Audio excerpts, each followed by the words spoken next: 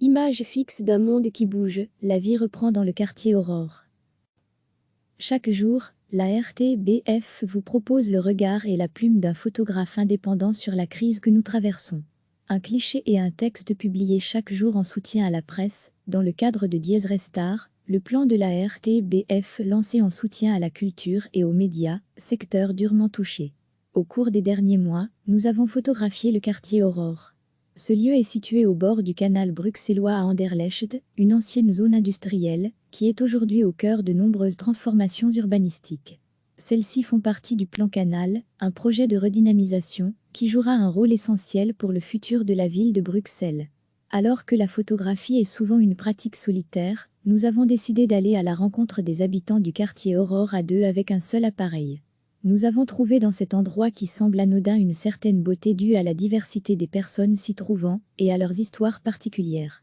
Le déconfinement nous a permis d'y retourner et d'être témoins de la vie reprenant dans le quartier.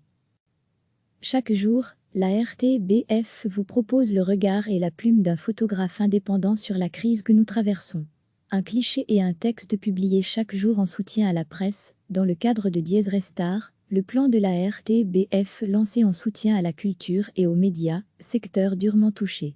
Au cours des derniers mois, nous avons photographié le quartier Aurore. Ce lieu est situé au bord du canal bruxellois à Anderlecht, une ancienne zone industrielle, qui est aujourd'hui au cœur de nombreuses transformations urbanistiques. Celles-ci font partie du plan Canal, un projet de redynamisation, qui jouera un rôle essentiel pour le futur de la ville de Bruxelles. Alors que la photographie est souvent une pratique solitaire, nous avons décidé d'aller à la rencontre des habitants du quartier Aurore à deux avec un seul appareil.